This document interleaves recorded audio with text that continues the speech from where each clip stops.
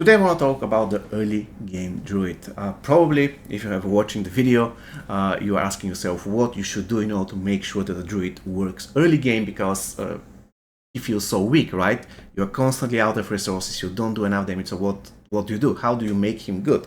First thing first, if I have to define early game, I would say all the way up from level 1 all the way to a couple of levels after you finish the campaign. So let's say 1 to 40, this is early game in my opinion.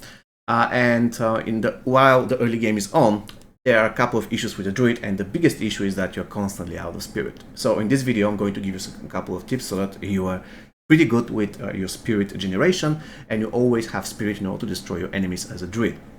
Before we get there, the first and the most important tip I want to give you is that you should be running the campaign in World Tier 1. Do not, under any circumstances, run the campaign in World Tier 2. It's totally pointless. You're not going to get anything out of it. And the biggest problem with the druid early game is that he doesn't feel that strong against bosses. And I don't want to spoil the campaign for you, but you're going to face tons of bosses. So just take my advice and do the campaign in World Tier 1. You're going to thank me later. Now, how do you make sure that we don't run out of spirit? First thing first. There is one unique that you have to farm. You can farm it in a specific dungeon, you can Google it, but at the end of the day, this is the only legendary that you require. Restore one of your primary resource when you crowd control an enemy. This is the first thing that you need to do. The second thing, you need to get the correct spirit boons. As you can see, this one gives me 10 maximum spirit. This one, lucky hit dealing damage, has up to 15% chance to restore 10 spirit. So in order to trigger this, you need to make sure that you have picked specific skills that have high lucky hit chance.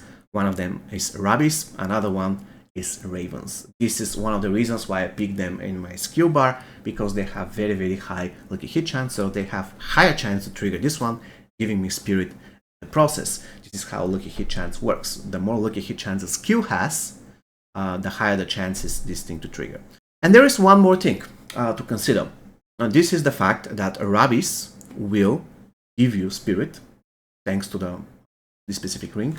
However, in order to achieve that, you need to make sure that your poisoned enemies are slowed, because once they're slowed, it is counted as crowd control. If they're not slowed and just poisoned, it is not counted as crowd control. So make sure that they are slow. And the final thing that you need to consider for your spirit generation to be perfect is actually a perfect storm. Why is that? Because Hurricane can fill your spirit globe perfectly fine. The more enemies have around you, the better. And also, on top of everything, Lightning Storm will heal you thanks to this particular Circle of Life ability, and also it will give you 1 spirit per each enemy hit. So at the end of the day, Lightning Storm will be pretty cheap to cast, and you'll be constantly filling your spirit using Hurricane. You'll be filling your spirit using Rabbis, Ravens, and Poison Creeper. So every single one of these abilities will fill your spirit. However, if you don't feel confident playing with Rabbis because you don't have anything defensive, in my opinion, it's not a big deal. I have points, by the way, in Bulwark, you can see here, but I don't use it that often because I don't have any issues dying. Like, I'm perfectly fine in World Tier 1. But if you do have issues and you don't feel confident, you can replace Rabbis with Bulwark. By the way, I can do that every single time, and I usually change those when I'm fighting bosses. Apart from that, I'm perfectly fine without having any ways of unstoppable. Early game, that's not really a big deal, unless you're fighting bosses or a huge group of, let's say, unique or stuff like this. So at the end of the day, if I have to summarize this current build, which I'm going to link in the description, every single one of those skills can fill your spirit. And there is another very important tip that I want to give you. Do not fight monsters like this. So, for instance, let's say a monster, let's kill it. No, you don't fight like this, because if you fight like this, you're going to lose spirit, and at the end of the day, you're going to end up like 0 spirit. Alright, there's another thing that you need to remember. It doesn't matter whether you fight early or mid or late game, but early game it's really important, especially if you want to keep your spirit high. Let's go it that way. It sounds pretty great, right? So the thing is, you need to make sure that you're fighting group of monsters, a big group of monsters. You don't want to fight just 1 monster or 2 monsters, because if this is the case, everything that I showed you so far won't be that effective. As you can see, I'm fighting a kind of big group of monsters, and I'm generating a lot of spirit. And the moment I have just this monster to deal with, you saw I lost all of my spirit. So what I'm trying to say is, if it is possible, try to engage a big group of monsters so that you can make sure that you have better generation of your spirit, because otherwise, if you're fighting just 1 or 2 at a time, it's not going to be that effective. I won't be taking whatever this shrine is. It's going to be too OP. Alright, another group of monsters. I'm going to do the rabbis, and I think that's enough. Oh my god, look at this. I just leveled up. Okay, so we continue here. I'm going to do this. You can see my spirit is perfectly fine. The moment I can see that the monsters are dying, there is just 1 or 2 left, I continue. There is no point for me to kill all of them. It's not required. I can kill most of them. You can see I'm currently fine, perfectly fine with my spirit. I'm going to use my hurricane in order to generate some extra spirit, and I'm proceeding to the next group of monsters. I can bite with rabbis. I can continue. Again, there is no point killing every single one of the monsters. Of course, you can kill most of them, like I'm going to do now. Alright, that's perfect.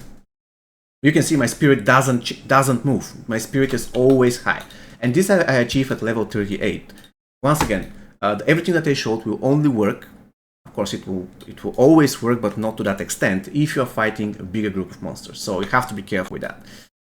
Okay, let's activate the ravens. There we go. And I'm more or less always high spirit, without any issues whatsoever.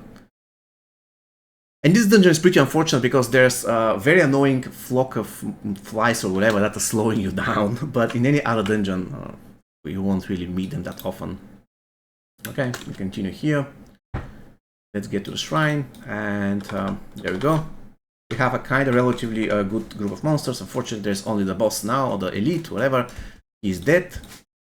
And I'm out of spirit because I just had to deal with 1. So against bosses, it's unfortunate. You have to hit the boss with basic attacks. The point of this video is to showcase how you can keep your spirit high without relying on your basic attacks that much, because we all know that using basic attacks is annoying in this game.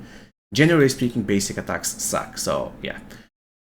Okay, there we go. I can gather a bigger group here. Alright, basically I can use everything, and I can have maximum spirit all the time.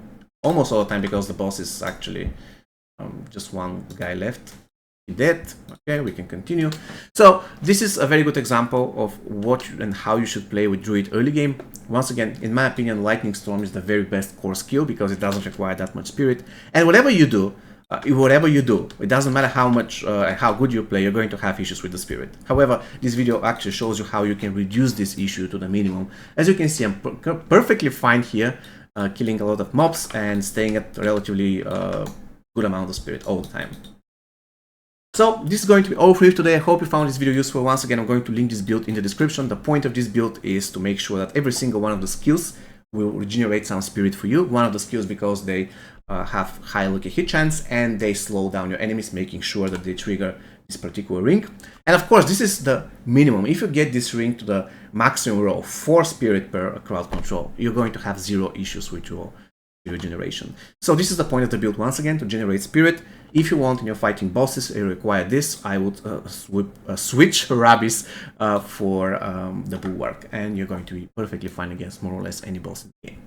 Alright guys, so this is going to be all for you today. Hope you found this video useful, and see you next time. Take care.